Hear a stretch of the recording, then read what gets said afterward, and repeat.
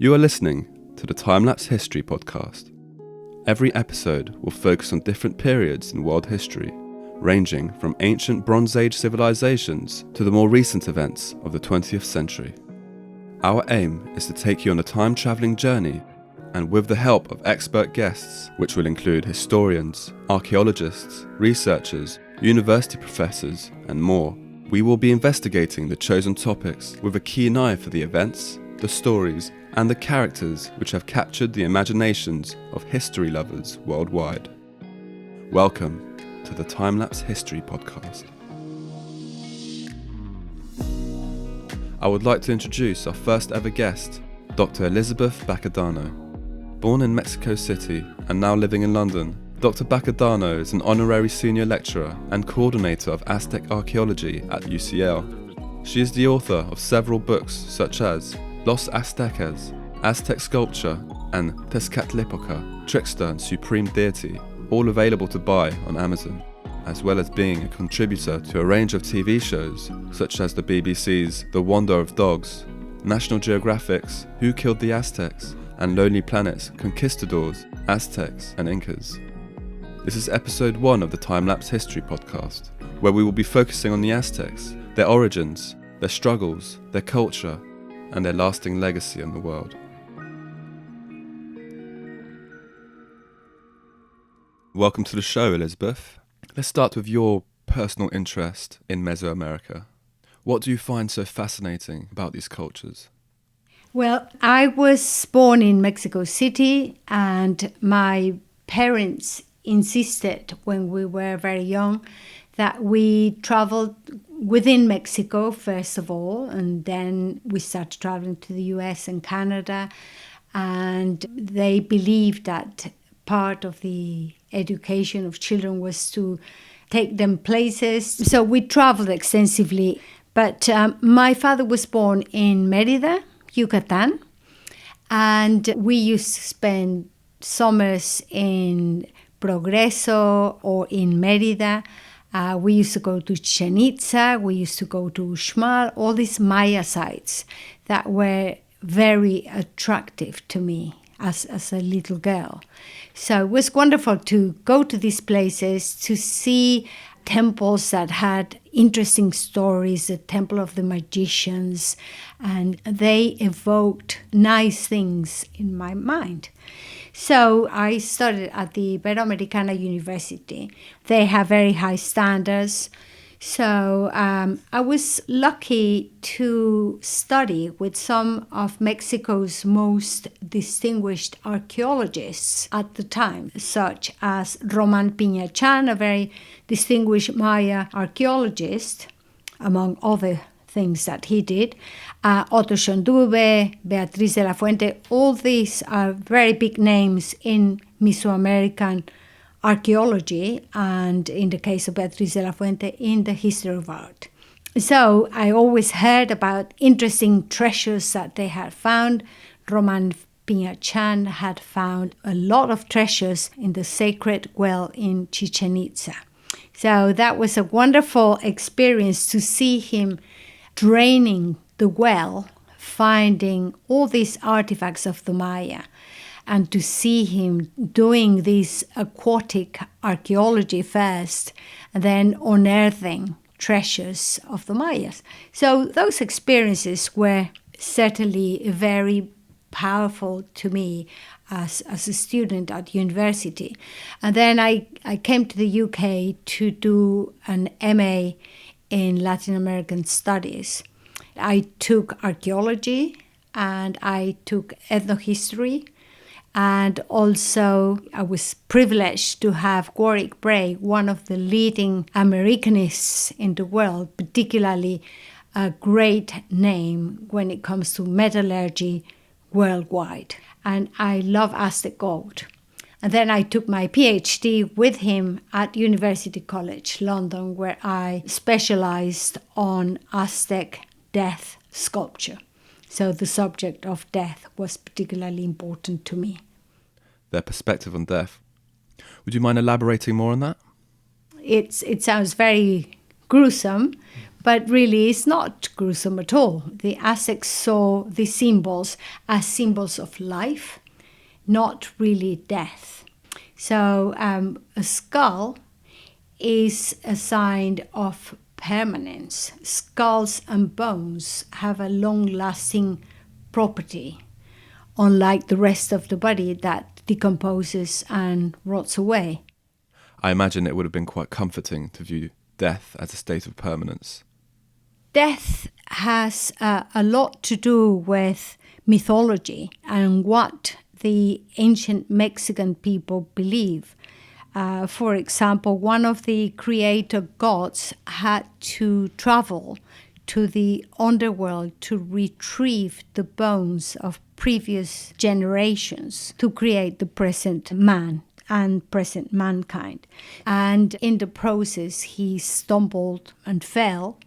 Then the bones got broken, hence that men are not all the same, that some are small, some are big. So even in terms of mythology from very early on, there is a lot of death. For example, all the gods gathered together at Teotihuacan, a very important site in highland central Mexico, one of the most important sites in the Americas, perhaps the largest site to be seen in the Americas in the 5th century AD. This place where the gods gathered together to create the sun and the moon, and in order to do that, there were two gods. One of them suffered from leprosy. The other one was a wealthy god who was arrogant, and both of them had to throw themselves into a huge fire. But this arrogant god ran towards the fire, but he couldn't actually throw himself into the fire. While the other god, who had leprosy, ran fast and threw himself into the fire, creating the sun with his courage and with his strength. So the other god realized that he had to do the same. So he ran and threw himself into a huge fire, creating the moon. So the gods had to sacrifice themselves in order to create the sun, the moon, and mankind. So out of death comes life. So it's not surprising to see that the god of the underworld, or the lord of death, Mictlantecutli, is shown in Mesoamerican codices together with the god of life, Quetzalcoatl. So life and death are really linked together in ancient Mexican thought. I'd like to explore the origins of the Aztecs. Where did they come from? What were the key characteristics that shaped their future? The Aztecs call Aztecs because they come from a place called Aztlan. Aztlan means the place of whiteness or the place of herons. So where is Aztlan? We see representations of the Aztecs leaving their homeland in codices, in the books painted by the ancient Mexican civilizations. So we see, for example, in Codex Boturini, the Aztecs leaving their homeland Aztlan in the year 1111. So we know that at this point they are seeking to establish themselves somewhere else. They leave Aztlan, they come across their tribal god who will lead them on a migration to a place where they are going to be the successful inheritors of a big empire, or rather the successful creators of a big empire. Huitzilopochtli told them to follow what he said through the interpretation of 4 priests. So all these 4 priests interpreted what the god told them to do. They stopped at different places. The migration was long. They stopped sometimes for a few years, built temples in honor of Huitzilopochtli, practiced incipient agriculture, and moved on. So they did not find their promised land until 1325, when Huitzilopochtli told them, when you find an eagle perched upon a cactus and devouring a serpent, you would have arrived to the place where you are going to be masters of a big empire. So this is Tenochtitlan. This is 1325 when they arrive.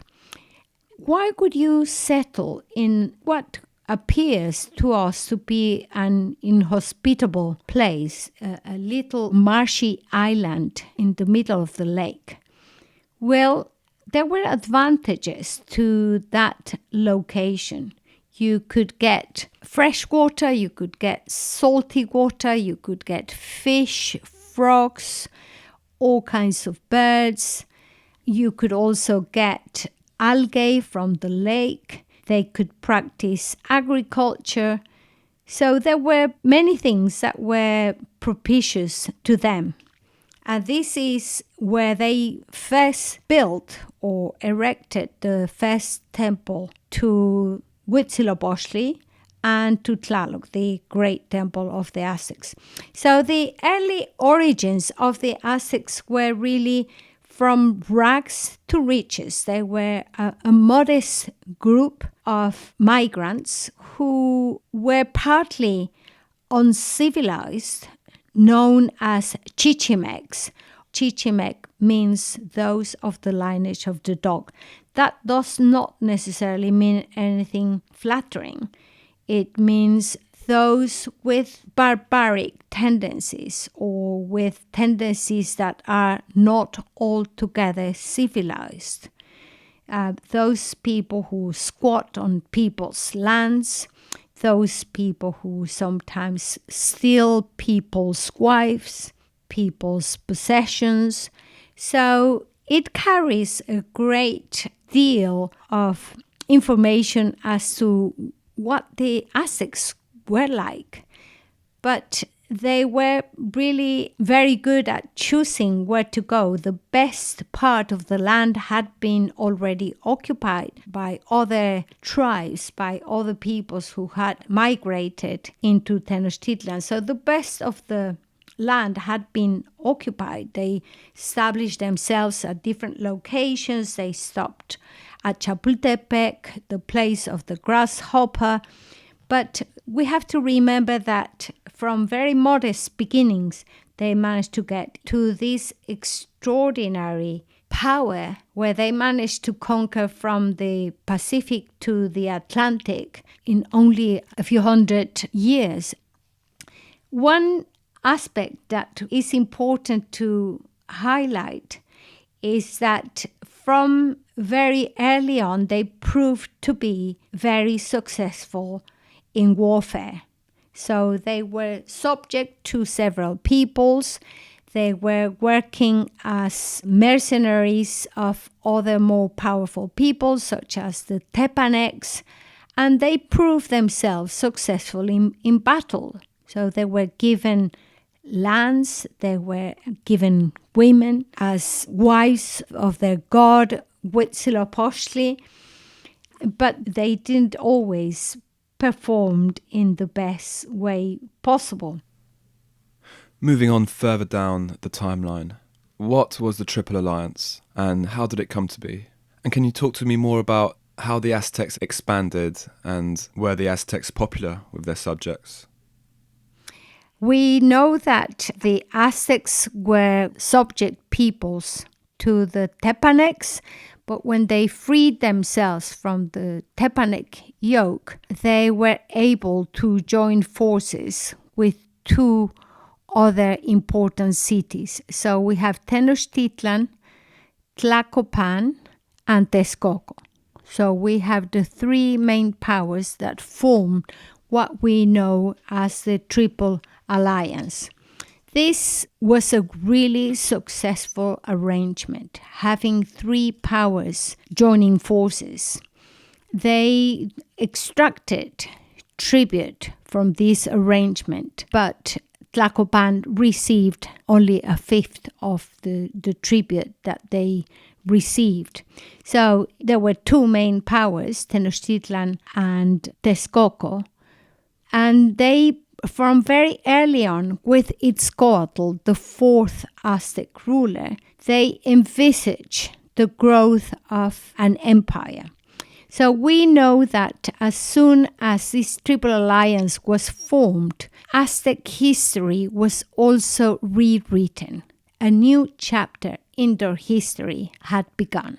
So we have historians who say that some books were destroyed, that history had to be rewritten as these victorious peoples were beginning a journey together. So they really didn't want the previous chapters to be known. So we see with Itzcoatl, the fourth Aztec ruler, the obsidian serpent. The meaning of Itzcoatl, the fourth Aztec ruler, or Tlactoani, which means ruler in Nahuatl, the language spoken by the Aztecs, means he who speaks, he who has the command. So this Aztec ruler Itzcoatl, with a very important glyph, a serpent and obsidian in the serpent itself. So you see these glyphs similar to what we find in some French kings, or porcupine, or kings that have animals that are powerful, is also used in Aztec history. So we have, from the period of Itzcoatl, we have this beginning of growth of the Aztec Empire. So we know that the cities began to look more promising. They started to get from more distant areas, first within the Valley of Mexico, and also within what we now call Morelos, but little by little they were stretching the empire. And with Ahuitzotl, we know that the Aztecs had gone as far as Oaxaca.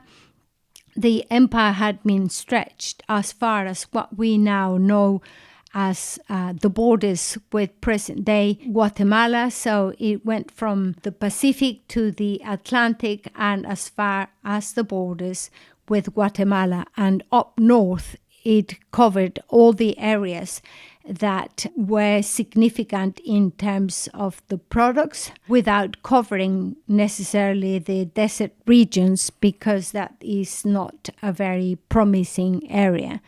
So they knew exactly what they were doing. For example, covering what we now call Oaxaca in the south of Mexico, they were able to extract products that were particularly important for the ruler, such as objects made of gold or the extraction of gold.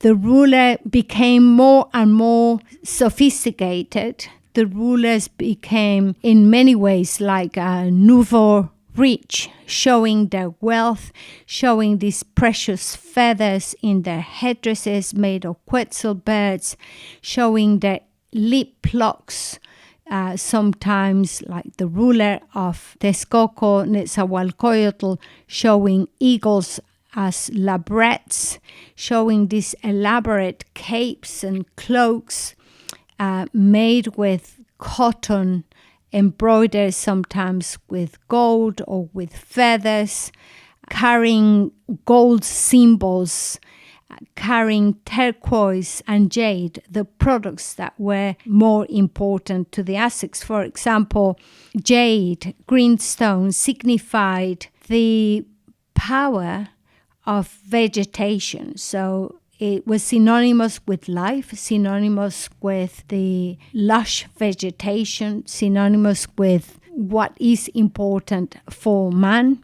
The quetzal feathers, by extension, were the same. They were symbols of wealth. It takes one whole year for a Quetzal to replace one plucked feather. So these are symbols of wealth, symbols of power, and the Aztecs went to all these different cities in order to extract the tribute that made them wealthy and successful. Fascinating stuff. I'd like to move on to the Templo Mayor excavations. How important were these in helping our understanding of the Aztecs, and what did they find? It's probably not an exaggeration to say that the Templo Mayor is one of the most important archaeological digs in the Americas and one of the most important in the world. It started in 1978 with the find of a wonderful stone depicting the moon goddess Coyolxauhqui.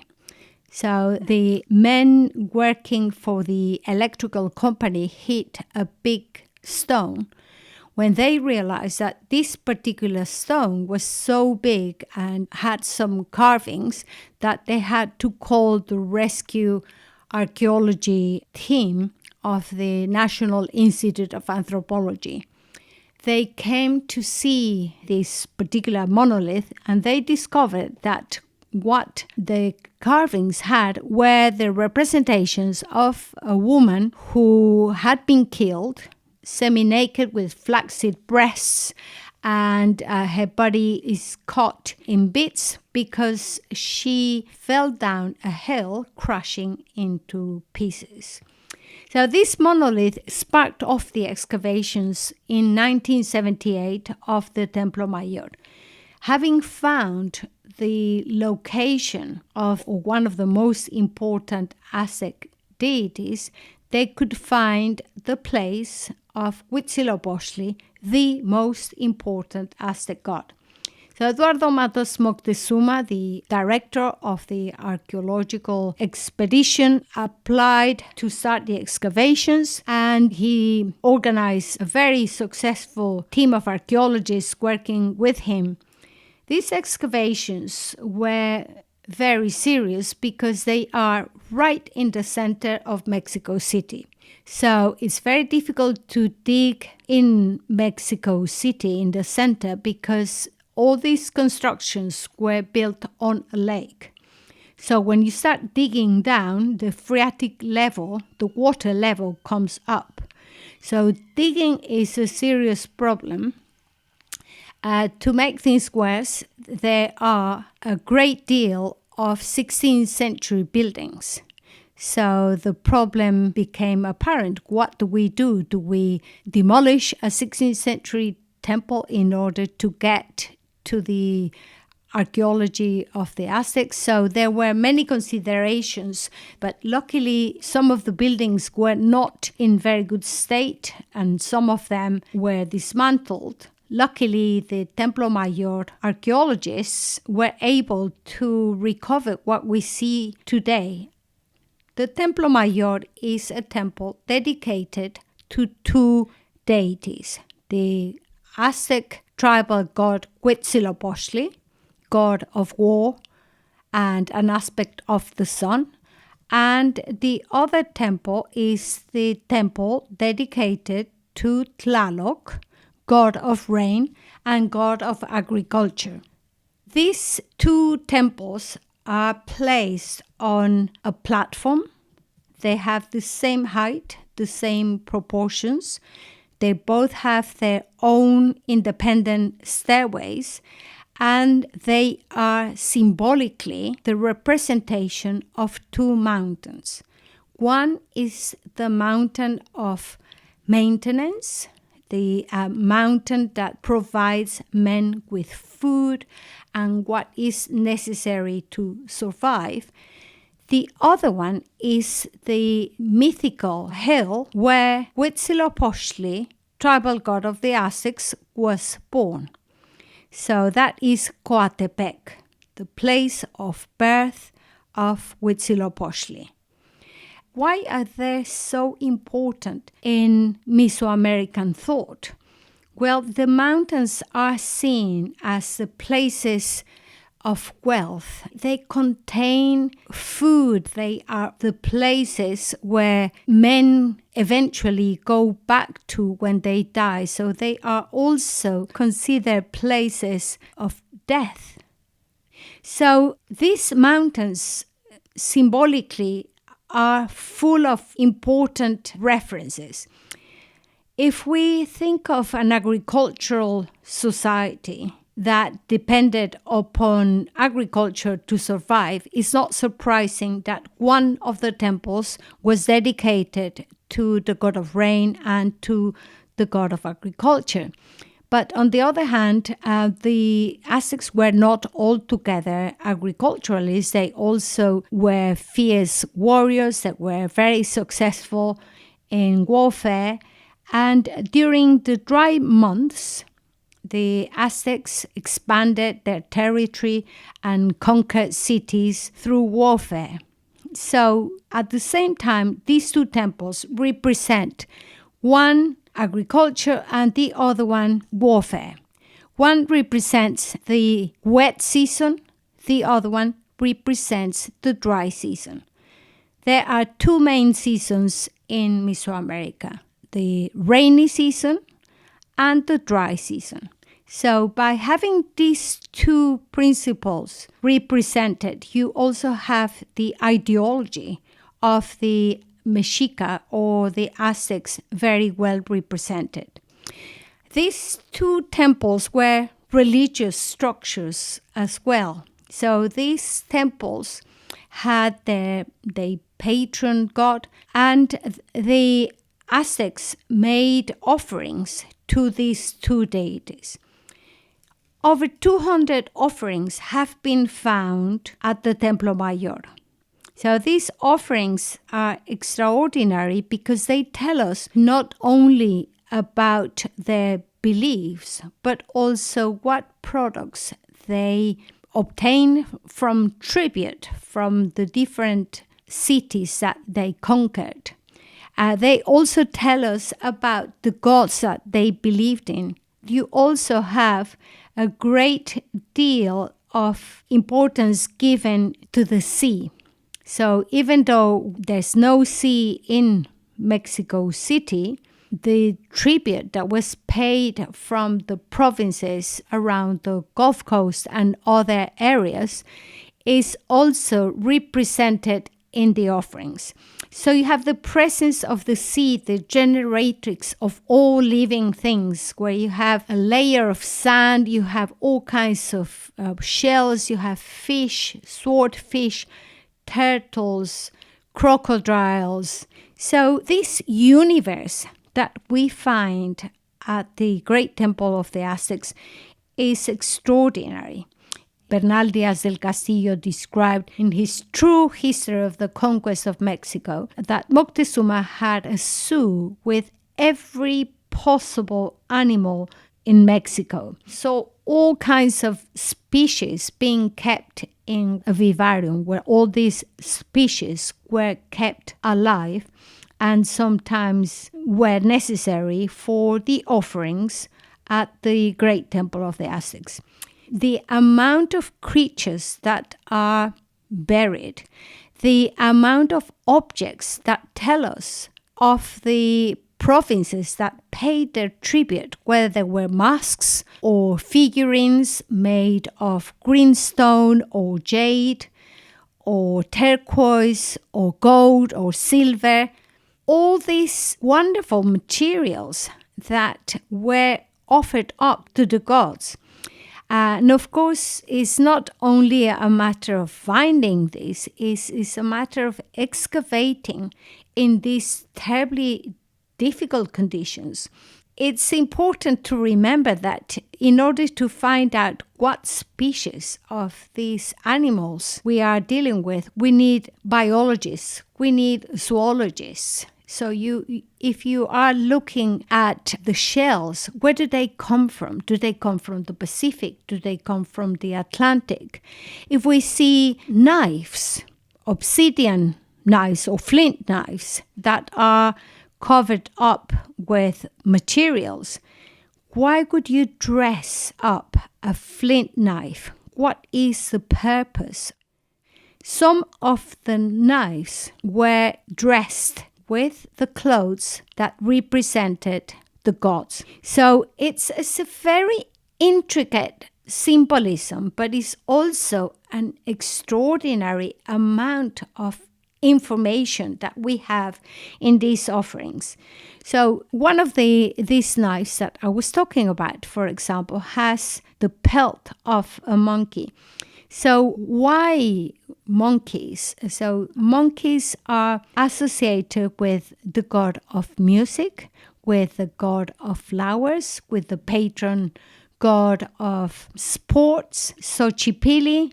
We can reconstruct also the types of skulls that have been placed on the side of the god of war.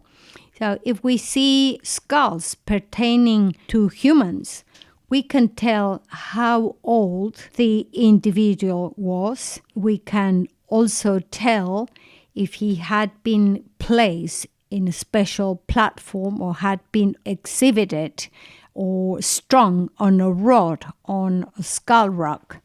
If he has perforations on the parietals, we can tell that he had actually been placed on a skull rock because there are signs of drilling on the parietals. We can also say if he died in decapitation or what type of death that individual had. Not always, but many times you can actually tell, particularly when it comes to decapitation. You can also see problems with dentition. You can also recognize if a given skull had been also used as a mask, and if a mask had little holes on the head and perhaps some real hair had been attached when this had become a mask. So it's a world that you can reconstruct in there. But the Great Temple was really not only the most important religious temple, but it was also the place where the Mexicas manifested their ideology. So it's also a symbol of power. It's also that place where all those theatrical representations, all those rituals took place.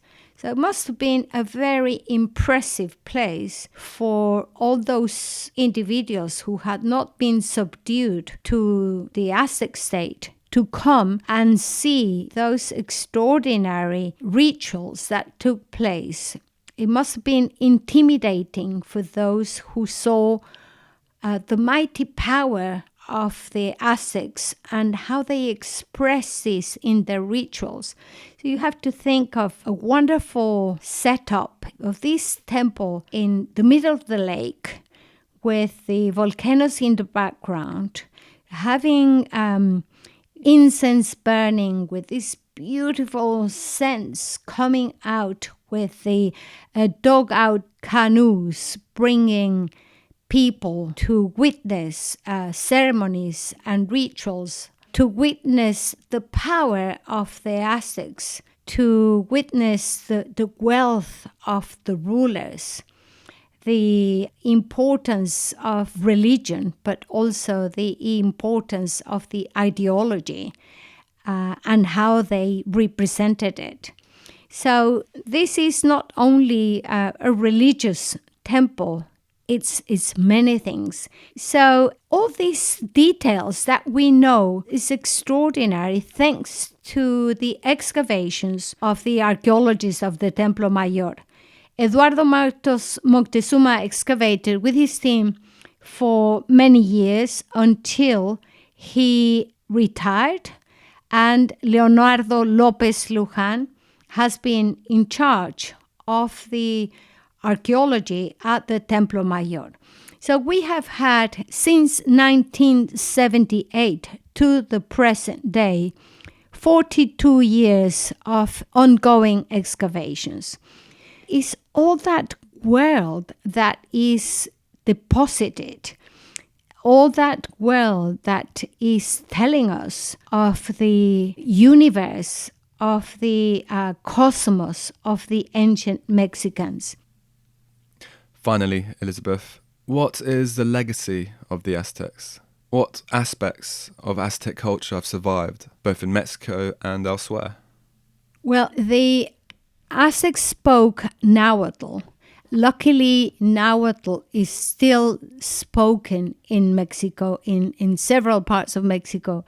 There are certain areas in Guatemala, Quetzaltenango, for example, that is a Nahuatl word. So the power of the Aztecs was felt not only within Mexico, what we now call Mexico, but it traveled to other parts of Mesoamerica. The language is still used. We also have assimilated many words that are used, like chocolate. We say chocolate in Spanish, but it comes from the Nahuatl chocolate. Tomato is another Nahuatl word. Maize is the staple, or was the staple in Aztec times. Tortillas are used in Mexico. They are used every day by everybody, by the whole of Mexico. The Mexican flag has the eagle perched upon a cactus. So the founding of Tenochtitlan is still the most important symbol of the Aztec nation today. Imagine Christmas without a turkey, but of course the turkey is a Mexican addition. Imagine Christmas without poinsettias. Poinsettias are Mexican flowers. So all these products that we now see, avocados that we eat, we go to restaurants and have guacamole and have tortillas or Doritos. This is all part of the Mexican cuisine. So the language has contributed to Spanish because there are hundreds or thousands of words that derive from Nahuatl.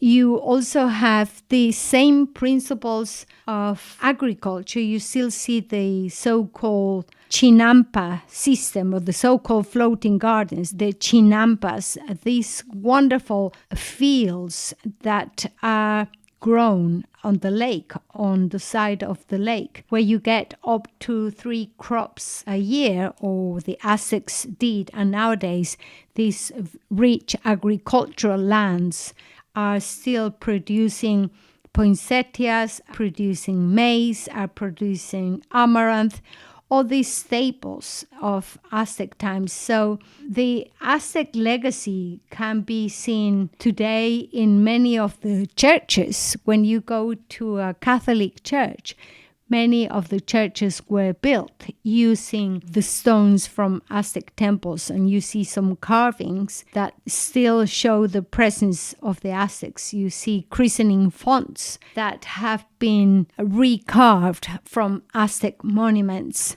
So the presence of the Aztecs is still very visible throughout. And of course, archaeology has made the Mexican nation very proud, because it's not only a very sophisticated and distinguished discipline, but it is a way of showing the complexity and variety of the civilizations that developed in Mexico.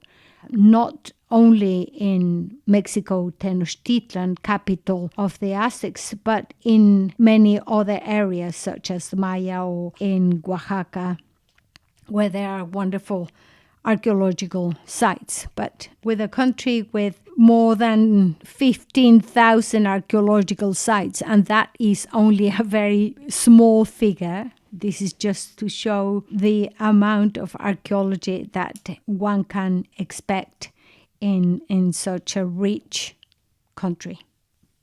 Sadly, that's all we have time for, Elizabeth. But this has been very eye-opening. It's been an absolute honour to have you on the show.